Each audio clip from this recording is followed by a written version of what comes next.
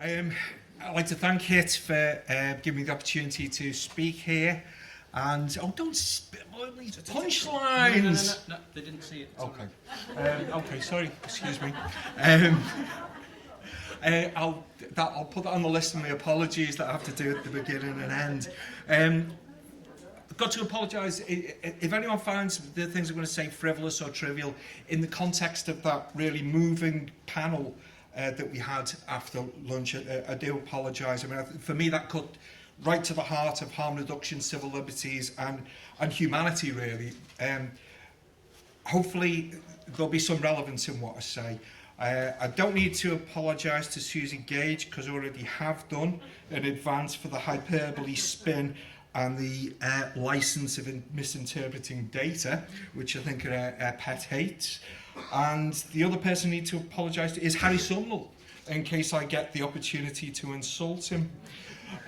This is going to be using sort of steroids as the model for this, because it's something I know a bit about.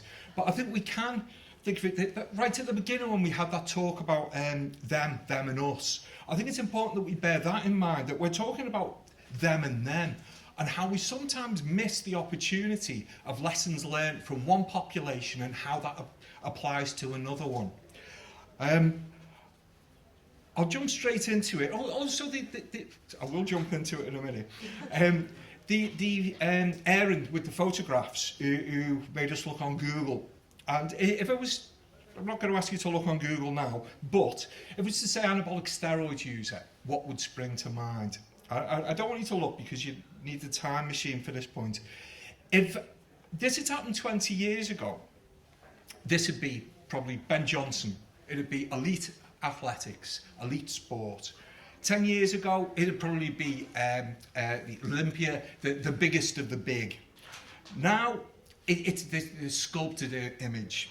But in reality, it's something quite different, and it's something quite subtle. For the vast majority of people who use anabolic steroids, it's not this gross change. It'll be adding a few pounds, it'll be cutting a bit of fat, and it's worth bearing that in mind, that normally these preconceived ideas we're dealing with the extremes. Things that we do know about anabolic steroids, and this is what I normally focus my talks on, the things that we know, and more importantly, things that we don't know. And by looking through the public health lens, we can summarise this, do a bit of a check every couple of years, that we know very little, but we are moving in the right direction. We're starting to get a better handle on things like adverse effects, on things like the risks to do with blood-borne viruses and a whole range of other issues. We've still got a lot to learn though. One thing that we do know is we know how effective engagement works. And we've got good examples of that. We've got some really bad examples as well. For instance, in Denmark, where their idea of engagement is going into private gyms and testing people. And those people who found positive get kicked out from that gym. Whereas at the other extreme, we've got good services where they'll give good targeted information. And these legs are actually at the conference today. And I'm not going to embarrass him and say whose legs they are. But while you're sitting there, just have a sneaky glance at the person next to you and see if you think they maybe don't. I hope I didn't get myself in trouble with John from Scotland. We've known for a long time that anabolic steroid users don't just use anabolic steroids, they use a whole raft of other drugs. It's a piece of work that Viv Hope led on. And we're able to see that it's not just about other performance-enhancing drugs, it's also recreational drugs, with 40-odd% having used cocaine in the last year. It also led to a piece of work that I did with Dominic Sago, where we did a review of looking at all the literature, all the different drugs that had been reported that had been used. And it's vast, and it's about, again, all the what we class as enhancement drugs, ones to combat adverse effects from those, and also a whole range of other things we didn't necessarily expect to find. And we're also able to see what order people started using. But for me, it left me a bit frustrated. Yeah, that's useful for targeting interventions on a small level. But what got me interested, really, was what impact, if any, has this diffusion of innovations, well-known stuff from Rogers, and it's the idea of how ideas are distributed across populations and into other populations.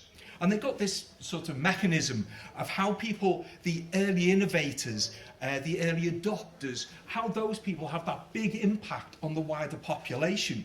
And for a group of individuals, in particular elite anabolic steroid users, I want to say elite, I don't necessarily mean elite bodybuilders, I mean those real opinion formers. What impact have they had, not just on the population of steroid users, but on the wider population? So I thought, look at four, I used the catch-all term of novel psychoactives, but I thought, look at four different groups. GHB, you'll probably think of it as the clear liquid or in powder form, or you might think of the leaflet from HIT for 48 pence, bulk discount supply, you owe me. But basically, and there's also the current case now where they're revealing the 58 GHB-related deaths. But way back in the mid-80s, GHB was being used by anabolic steroid users. And it was being used not for its recreational purposes, in the belief that the deep sleep helped release growth hormone, so you grow in your sleep. And that was like widely used at that time. You still get pockets of it now. What nobody really picked up very quickly was the idea that some of those steroid users were talking about how they felt absolutely faced because they got it a bit wrong. And nobody really translated that into the idea that this could become a huge recreational drug issue. DMP, again, around since the 1930s, the most effective weight loss drug ever. It's also one of the most difficult to actually manage, as in does nothing, very, very good, potentially kills you. So it's very difficult to use, but still very powerful.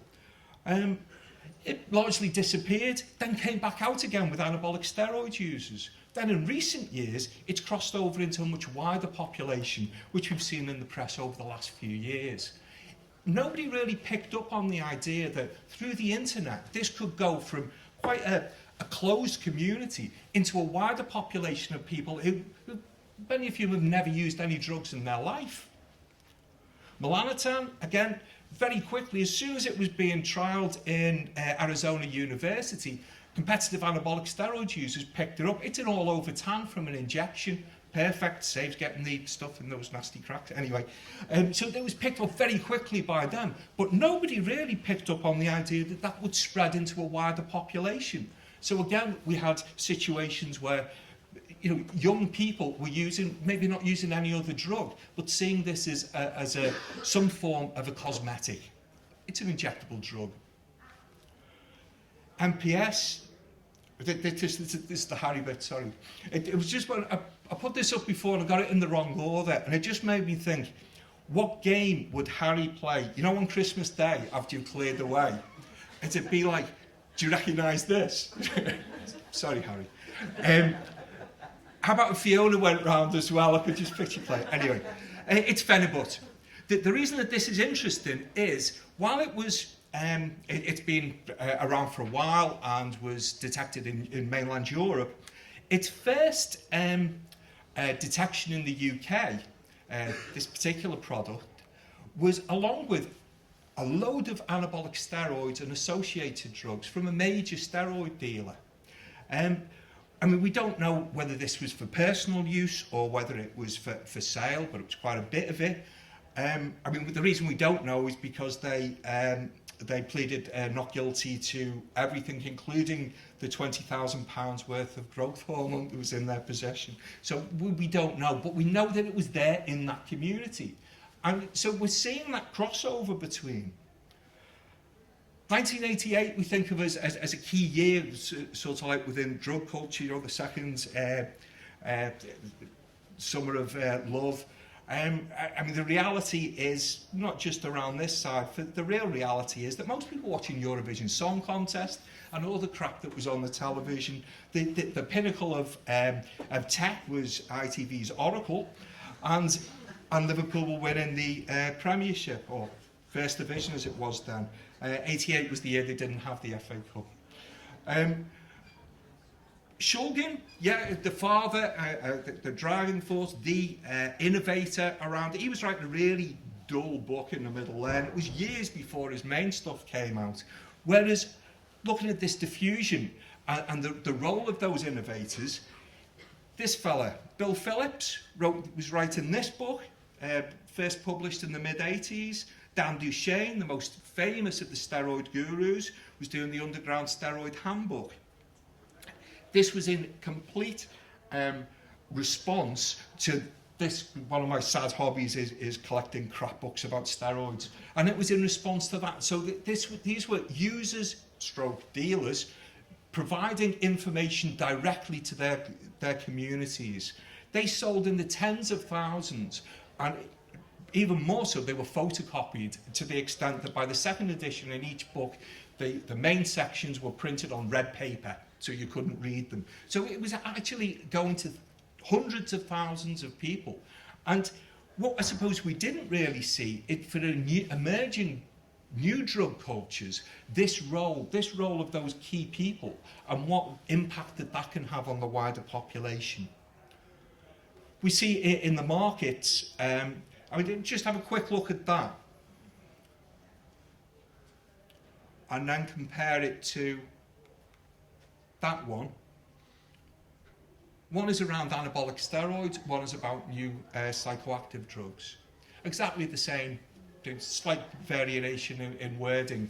That situation on the markets for anabolic steroid users and anabolic steroid drugs had been in place 6-7 years before that was written around novel psychoactives.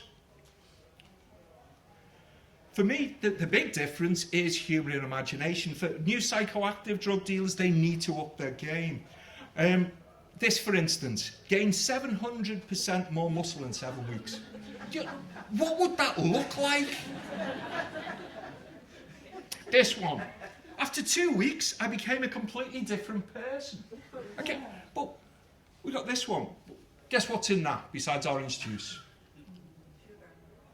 No, the opposite. Sibutramine, a weight loss drug, hidden inside there. This one, Viagra. I don't see that level of imagination outside of enhancement drugs. They really do need to up it. This one, personal favourite. Make your mother even more beautiful this Mother's Day with a 20 milligram melanotan 2 package for £44. Nothing says I love you, mother, like have a contaminated injectable. I won't do it again, Harry, sorry. This one, 1p Alistair. I don't see jokes. These jokes write themselves. Price. Also, why not this Father's Day? Get some really good trips for your dad. You don't see this level of stuff. These aren't predictions. These are me trying to seem like a smart arse after the fact. Predictions don't work that way. But the point I'm trying to make is that we need to look more intelligently at the intelligence we have and see how we can apply that and what we should be looking out for in other populations and make sure that we don't lose the real value of our understanding. And the way we need to do that is to effectively engage with people within their communities, collect that information and make sense of it. We don't really do that. We don't use the anabolic steroid users as this sentinel population. The nearest we've got is the work of Michael Linnell, who wears a couple of hats, which are both extremely dapper, where he's brought together in an informal early warning system, those two populations. But we don't make enough of that kind of work. Thank you very much.